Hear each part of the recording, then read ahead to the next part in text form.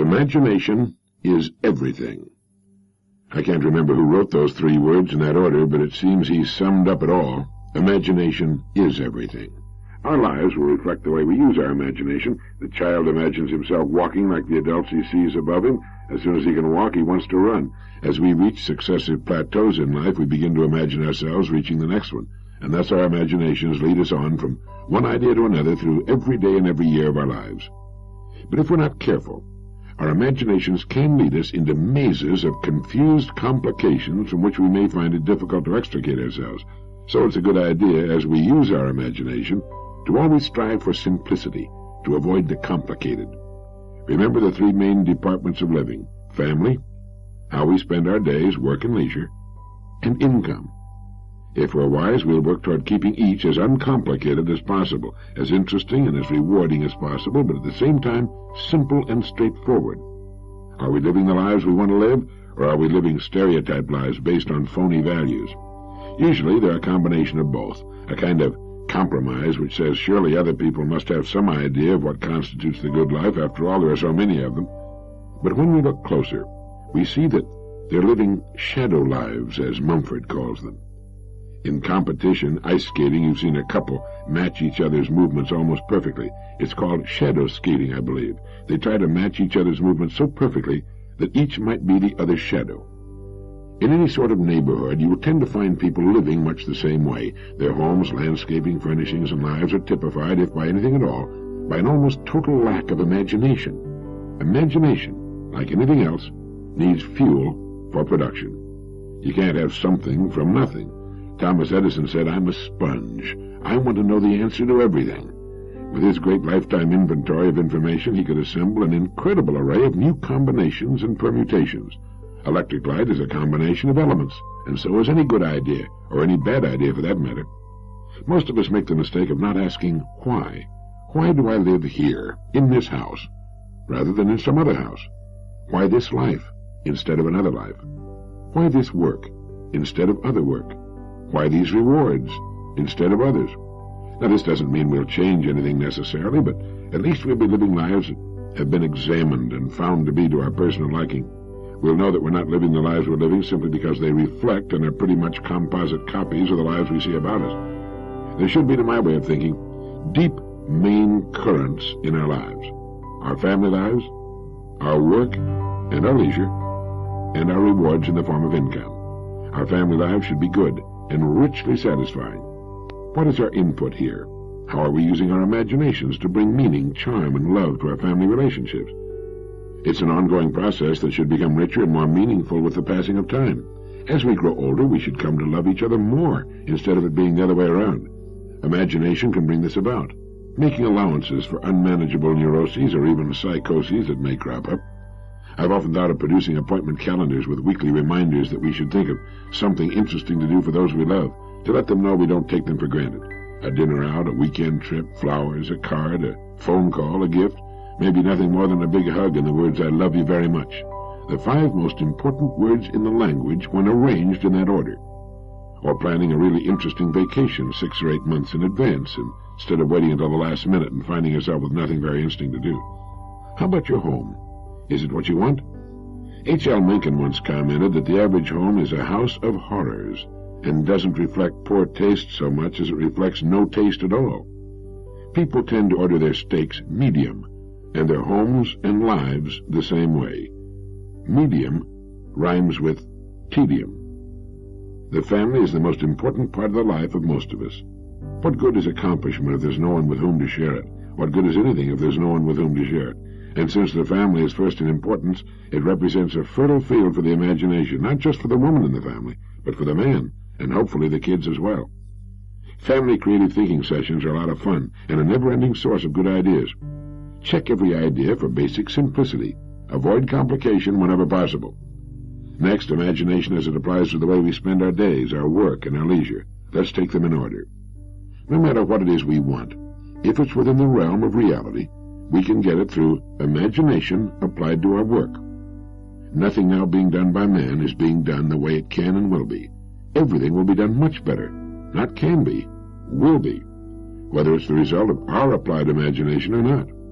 People who resist change in their work are impediments to progress, yet the first words the new person on the job usually hears are, "Now this is the way it's done around here." A business leader made the comment that if we're doing anything this year the way it was done last year, we're obsolete. Now that's an extreme generalization, but deserves careful attention. In most things it's true. Now, while getting new ideas in business is usually the best way to guarantee unpopularity, it's still the only way to renewal and growth. People resist new ideas from the top to the bottom of an organization, especially if it's an older organization. Championing a new idea is a lonely business. But if you believe it's a good idea, if your research causes you to believe it will be of significant benefit, and the costs and disruption necessary to test the idea are not completely out of line with its ultimate benefits, then fight it through. Do it as diplomatically as you can, make as few enemies as possible, but fight it through if you believe in it. The object of management is not to be loved by the people in the organization. It's to make things happen most profitably for all concerned, particularly the customer. People historically have stood in the way of virtually every good idea, and especially if it isn't theirs. Your good ideas can lead to your dismissal from an organization. But ideas are more important than a job. With good ideas, you have independence. There's always a way to succeed.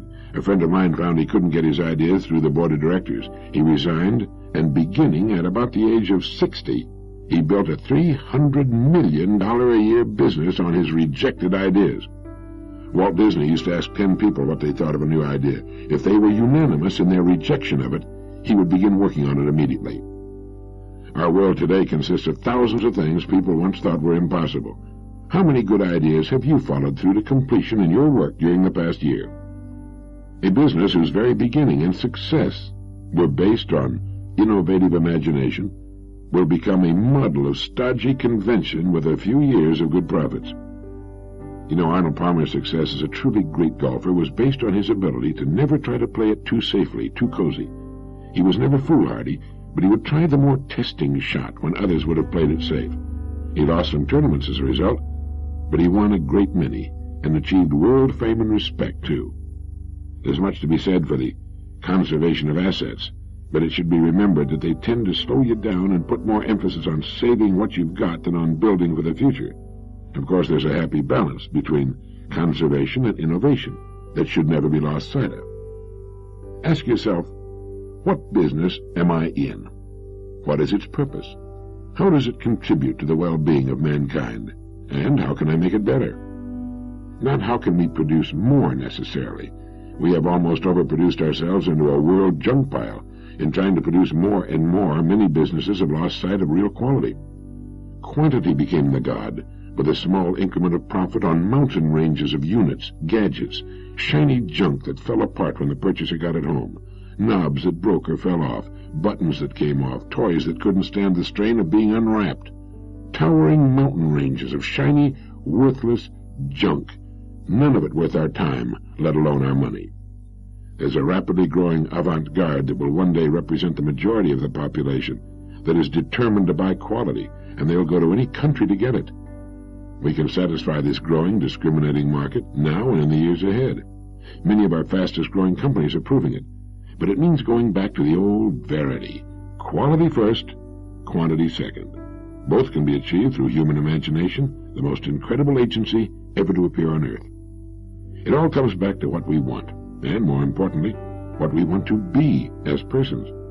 A good profit and a steady growth is all that we need in business. We don't have to shoot off the top of the page. But the chances of truly spectacular growth are better via quality through imagination than through quantity for quantity's sake. It makes no difference whether it's a yo-yo or an automobile. Over the long haul, quality will win out. If the size must be reduced to maintain price and improve quality, we should make it smaller. There's always a way through imagination. You know, each of us has a gold mine between his ears. If he fails to mine the gold, well, that's his business. But it's there, all that we could want, and much more. Now, as to input, we should never stop building our store of information. We can never get an idea without raw material, which is information and application. If there's real talent there too, so much the better, but talent has a way of developing with hard application, daily application, perspiration, long hours of study and deep thought. Become a sponge for information that applies to what you do. Read everything you can find on the subject. Build a fine library of books that are filled with the ideas of others on your specialty, whatever it may be. You know, my wife is a great cook. She must have 30 cookbooks. People who say they're great cooks without ever reading the ideas of others are kidding themselves. I know a writer who refuses to read the works of other writers. He's never amounted to much. Great painters have always learned more from other painters than they did from nature, and they still do. Somerset Maugham laboriously copied the style of writers he admired. I mean, he would sit and copy page after page of the actual words they wrote, so that he could learn how they wrote. He then wrote the stories he wanted to write, with a marvelously finished skill. If we're in management, we can learn from the masters in management. Rohr, Hibbler, and Replogel's book on management, and the new Dow Jones-Irwin book, The Enjoyment of Management by John Price, are a couple of good ones to study. You know, when I first started in radio, I listened carefully to the country's best and highest-paid radio personalities. They had learned their skills through many years of hard work. I learned a great deal from them. All I had to do was turn on my radio and listen. Frank Sinatra learned his amazing breath control from Tommy Dorsey, and every great performer who ever lived has had a model or models he or she studied and admired and wanted to emulate. How about you? The person who thinks he doesn't have to study his craft, art, or profession is a pompous fool, and his chances of ever amounting to much are very slim indeed.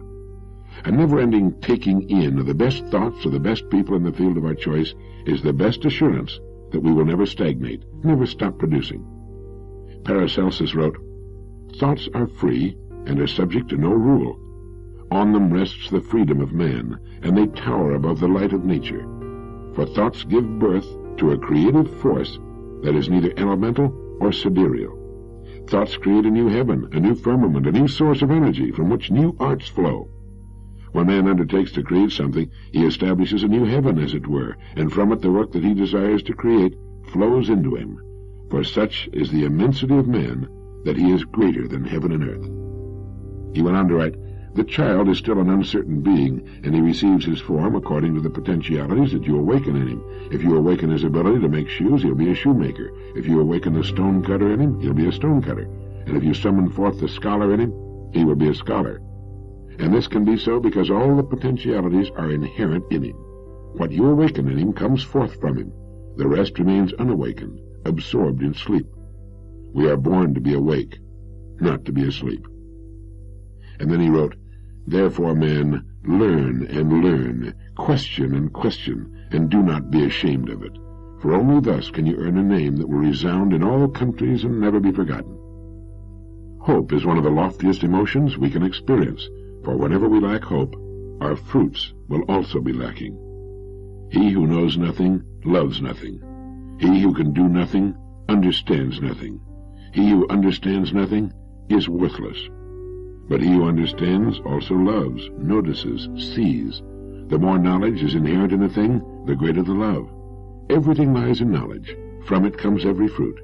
Knowledge bestows faith, for he who knows God believes in him. He who does not know him does not believe in him. Everyone believes in what he knows. Everyone believes in what he knows. And there's your answer to the question, why is there so little belief in anything today? It's because we believe in what we know, and most people don't try to really know anything. Do you know where I got those great quotations of Paracelsus? From the book The Nature of Man, which I recommended in Direct Line 1.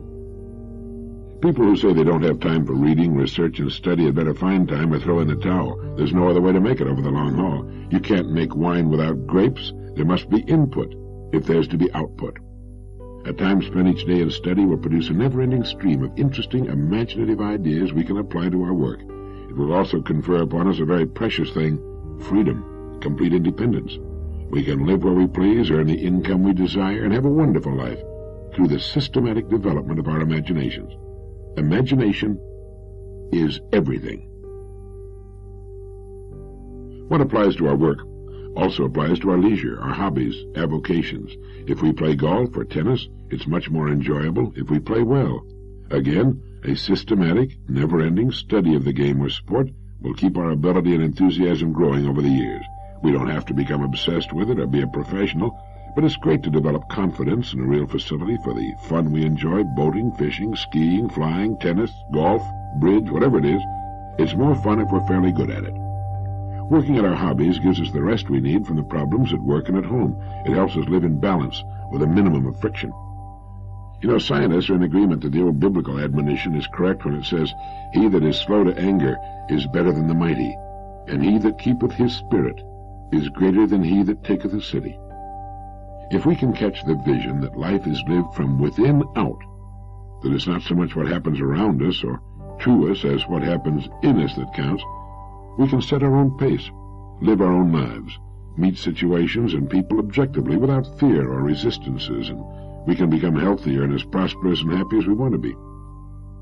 Anyone who knows anything about mechanics knows that friction is the enemy. Steel wheels on rails reduce friction almost to the vanishing point, and an enormous, almost unbelievable load can be moved great distances with surprisingly little power. I had dinner in a restaurant in San Antonio the other night at the top of that great tower that was built for the Hemisphere, and the owner of the restaurant told me that that entire thing turns with a 1.5 horsepower motor. Steel, frictionless balls working on steel rails. We can do the same by reducing friction from our lives. The more friction, the slower we must move with greater effort. Some men in medical research go so far as to say that man has within him a health-maintaining force sufficient to keep him alive and healthy almost indefinitely, if it were not for the destructive effect of uncontrolled emotions. As James Allen wrote, "The calm man, having learned how to govern himself, knows how to adapt himself to others, and they in turn reverence his strength and feel they can learn from him and rely upon him." In all the departments of living, developing calmness, serenity, is worth any effort. It typifies the great person, the true professional. It takes daily practice, especially if we're not a naturally calm or phlegmatic kind of person. The calm person moves ahead. People just naturally look to him for leadership, especially when things aren't going as they should. But not enough has been said about the contributions calmness makes to good health. Good health in man, as it is in all living things, is the natural state. The body has fail-safe mechanisms that automatically go to work whenever good health is threatened. Ill health comes more often from emotional stress than anyone even dares to guess. Friction is the culprit. Developing serenity, a calm, peaceful attitude toward others, our work, and our goals will work wonders in the response we'll get. So we should calm down, slow down, and with a little discrimination as to what we allow to get through to us, we can do much more and enjoy ourselves much more with much less friction and effort. When we wake in the morning, there are 1,000 distractions poised to get at us as we go through the day. They clamor at us in sound and sight. They're frantic, frenetic. They implore, they importune, they threaten, they cajole. If we'd let them, they'd keep us spinning like confused tops. We need to put a sentry at the door to our consciousness and look at the credentials of that which would enter. We can suffer from inner pollution, too. We should be choosy what we let enter our consciousness, as choosy as we are about the furnishings in our homes. A great educator once said something to the effect that the most interesting people are the people with the most interesting pictures in their minds. If you will think of the things that clamor for your attention as paintings, waiting to hang on your walls, you can become very selective. A salesman was talking to a farmer who was very much interested in what he was selling. They were standing in the shade of a tree near the house when the sound of the telephone's ringing reached them.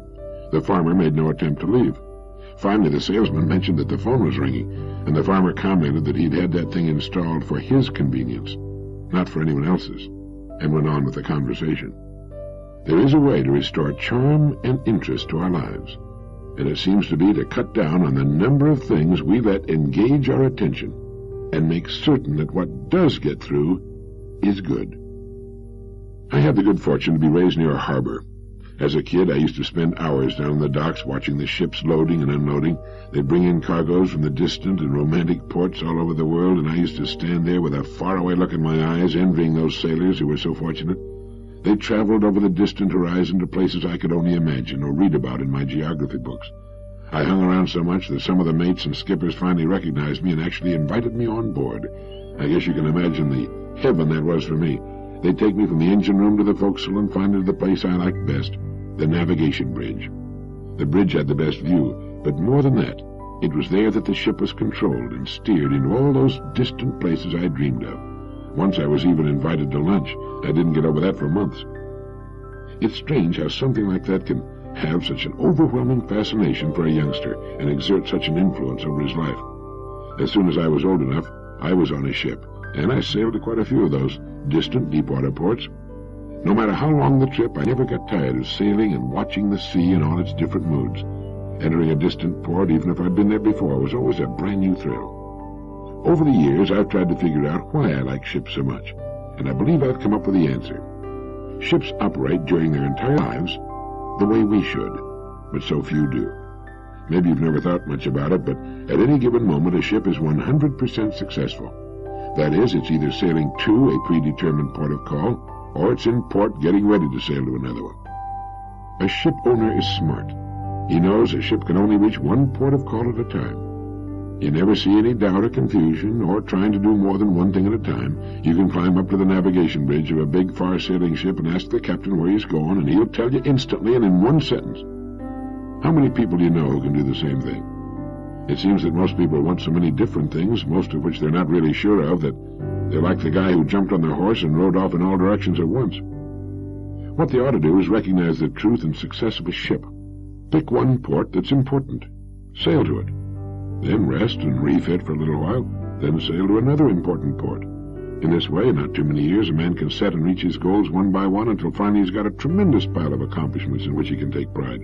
He's got all the things he wants, just because he had sense enough to realize he could only do well one thing at a time. There's one other point that fits in here, and maybe it's the most important of all. If a ship tied up to a dock, for some reason had no place to go, it would stay there until it fell apart from rust and disuse. Ships don't start their engines until they have some place to go, and here again it's the same with men. This is why it's so important that each of us have a port of call we want to reach, a goal, a place to get to that we feel will be better than the place in which we now find ourselves. If we don't, well, we might never cast off. We might never know the thrill of sailing a pre-charted course to a place we can't see for fully 99% of the journey. But we know it's there, and we know that if we keep sailing toward it, we'll reach it. You see, ships have a way of reaching their ports. If someone came up to you today and asked you what your next port of call is, that is, where you're going, could you answer him in one sentence like the captain could on the bridge of his ship? If not, maybe you'd better give it some thought. As soon as I was able and had the time to devote to it, I got a boat of my own. I find it to be a wonderfully restful hobby. With a good boat, you own a home anywhere on Earth. Since 76% of the Earth's surface is covered by water, there are few places you can't go if you happen to love boats as I do. With our little ship, we have a home in Florida, the Bahamas, the Virgin Islands, the Grenadines, South America, Central America, or Mexico. It can take us wherever we want to go, with no packing and unpacking, with our meals when we want them, and good fishing and swimming along the way. And as Dana wrote back in 1830 in the American Classic 2 years before the mast, a ship is like a lady's watch, always out of repair. So you're never at a loss for something to do. There are always a dozen things waiting to be done. It makes for an interesting, busy hobby, with lots of fresh air and sunshine. It's especially good in the winter when you can't play golf up north. The great William James, in his Principles of Psychology, defined genius as little more than the faculty of perceiving in an unhabitual way. In his essay on habit, he referred to habit as the flywheel of society. It's what keeps us doing what we've been doing in the past. It makes us fear change regardless of the present condition of our lives. And the genius, as defined by Dr. James, seems to be that rare bird who knows that change is not only good, but inevitable. He anticipates the inevitable. He's perhaps what makes change inevitable. He habitually looks at everything about him in an unhabitual way. He takes nothing for granted. He knows that whatever he sees that is made by man or served by man is imperfect, is always in a state of evolving. Let me give you a good example. A friend of mine was looking for a site for a large luxury motel. He was in no hurry and spent months in a certain West Coast city looking for the site that would probably best guarantee a good return on the considerable amount of money he was going to invest and borrow. He found the perfect site. It was near a large university and at the confluence of 5 main roads, one of which was a heavily traveled highway. It was also within the city limits, which would mean a large local trade for the restaurant. There was only one hitch.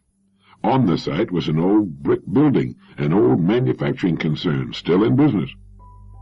Well, he called on the owners of the business and told them what he wanted to do. Since the city had, over the years, grown around the old building, he pointed out that it would be to their benefit to sell him the property at a price many times the land's original value and build themselves a new, more modern plant in a less congested area. Well, they saw the sense of his plan and a way to pick up nearly $500,000 for their property and closed the deal. He razed the old building and built his beautiful new motel. Later, he discovered that many people in the motel business had looked upon that site as ideal for their purposes, but had written it off because it was already occupied. He saw it not with the old brick manufactory on it, but instead with his beautiful new motel sitting there. He had looked at that corner in an unhabitual way. Everybody benefited, including the community, by his genius. I think each of us can greatly increase the value of his life by taking to heart Dr. James' definition of genius, by looking at things about us, in our home, and particularly in our work, with new eyes, with the eyes of creation. We can form the habit of seeing things not as they are, but as they perhaps will be, as they could be, as our changing world will insist they be in the future. Our lives are full of old brick buildings that have stood there for too long. We just don't see them anymore, or if we do, we just assume they'll always be there, and maybe they always will, if we don't do something about them. In case the idea impressed you as much as it did me, here's Dr. William James' definition of genius again. You might want to remember it.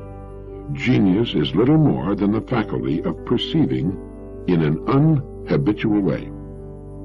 Speaking of Dr. William James, he also had something to say about the interesting phenomenon known as second wind. In his essay on vital reserves, he points out that everyone knows what it is to start a piece of work, mental or physical, feeling stale, and we know what it is to warm up to a job. But before too long, we feel the first signs of fatigue. As Dr. James put it, we have then walked, played, or worked enough, so we desist. We simply quit. This sort of fatigue forms a kind of barrier behind which the great majority of people live and work. But if an unusual necessity forces us to press onward, as James put it, a surprising thing happens. The fatigue gets worse up to a certain critical point, then gradually or suddenly it passes away, and we're fresher than before. We have evidently tapped a level of new energy, a second wind, masked until then by the fatigue obstacle we usually obey. In fact, we may find that we have third and fourth winds. The phenomenon occurs in cases of mental activity as well as physical, and in exceptional cases we may find, beyond the very extremity of fatigue, distress, stores of ease and power we never dreamed ourselves to own. It's evident that we have stockpiled reserves of energy that are ordinarily not called upon, but that may be called upon, deeper and deeper strata of power, ready for use by anyone who probes so deeply. I remember one Sunday when I had to write 20 radio programs to be recorded on Monday. I got started at 9 in the morning, and by 5 in the afternoon I was bushed, but I had 10 more shows to write, so I kept at it. Suddenly, I felt better and had more energy than at any previous time, and by 1:30 the next morning, when I finally completed program number 20, I felt great. I felt I could keep going forever. 16 and a half hours of steady mental work and typing, and I was fresher than when I started. Great things are done by so-called high-energy people, but I'm sure most of us don't know about or forget about the great reserves of energy which lie dormant in us. Each of us has a tremendous second wind, mentally and physically. Passing through the fatigue barrier to reach these deep reservoirs can make the difference between ordinary or unusual success, between existing and really living. It's good to know we have it. Audiobook provided by TaughtToProfit.com.